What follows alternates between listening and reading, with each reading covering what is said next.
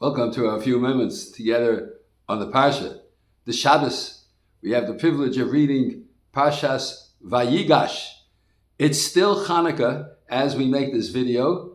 And, of course, Parshas Vayigash has to have some connection with the beautiful Yom Tov of Hanukkah, which gives us a sense that ultimately the light of the brilliance of the Torah, of the purity, of the Tahara, of the purity of the Beis HaMikdash will once again shine in our time. And we see it as the Hanukkah itself brings so many people closer to Torah.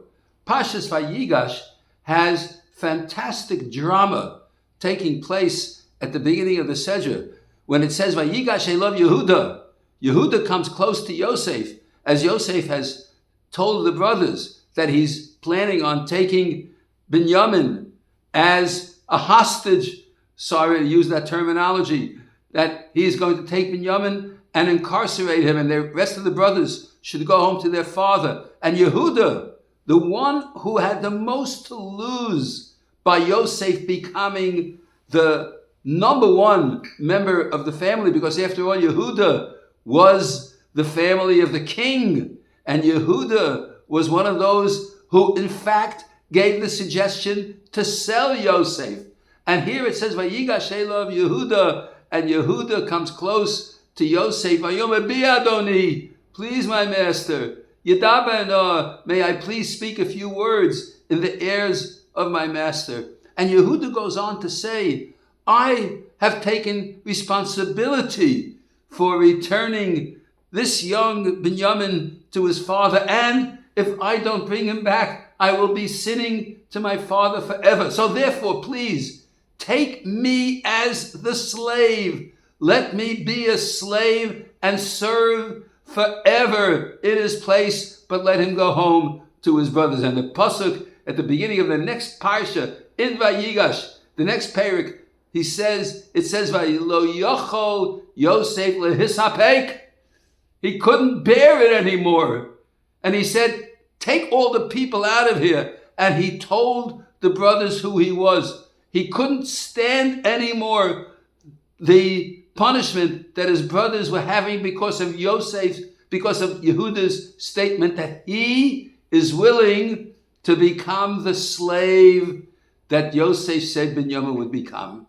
Yehuda, the house of kingship, from whom David and Shlomo and all the kings of Israel came, he was willing to lower himself to become a slave in a foreign kingdom because he realized the responsibility was on his shoulders. And then it says, he couldn't bear it anymore. He just couldn't tolerate it. And he admits and tells who he was. And then the entire Sefer Bereshis ends off with the beautiful unity of the Jewish people. Now, Yosef was not able to bear anymore the shame that his brothers would go through and that Yehuda would suffer. And he saw the tshuva, the complete reversal, because what Hashem wants, and he was teaching it through what happened with Yosef and his brothers and with Yehuda.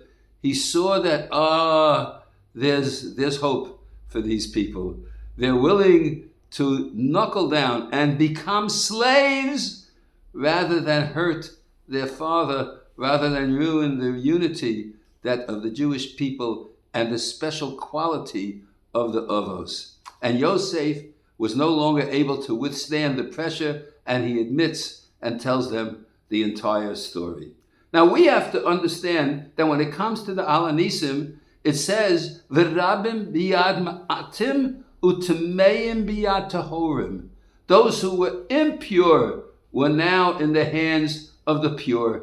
Because in the Hanukkah story, what happens is that the Greeks, the Yevonim, the ones who were willing to compromise on the purity, the sanctity of the Jewish people, the sanctity of the Beis HaMikdash. They wanted to destroy the Torah, the Tahor of the Torah. And here it was V'hidliku Neiros Bechatzos Kodshecha, They were lighting candles in the courtyard of your holy places because they recognized that what really counts for Klal Yisrael is the holiness and purity of the Jewish people. Just as Yosef saw the purity of the heart of Yehuda and the heart of Yehuda that pined for truth and honesty and was willing to negate his own future in order to preserve the purity of Klal Yisrael.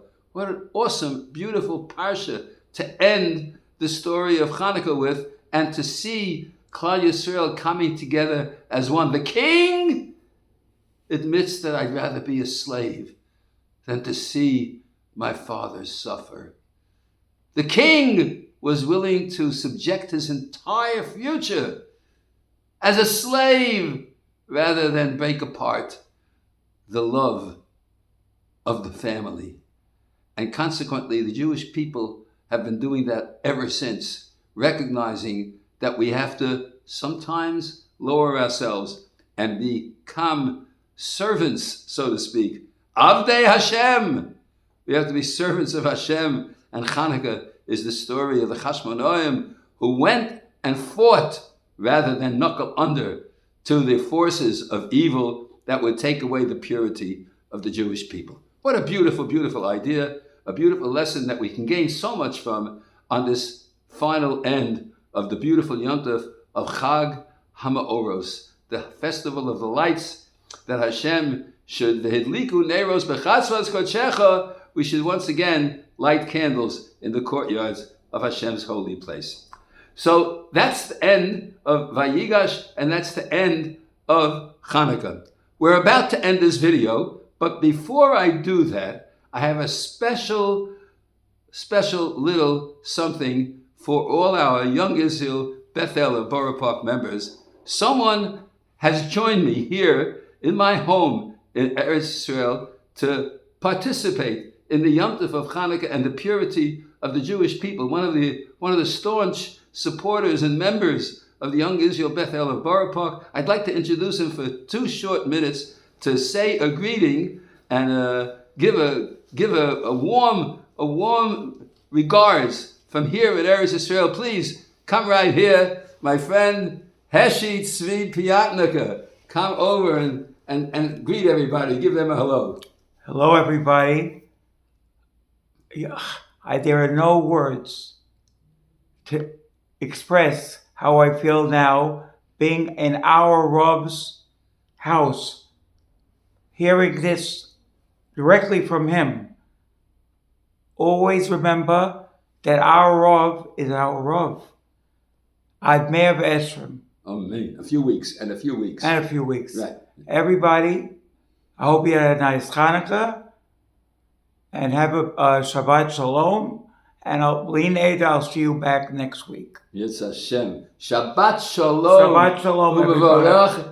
And a pleasant Hanukkah experience to all, and a special regards from Heshi Piatnika. Have a great Shabbos, be well, and everything should be good. Bye.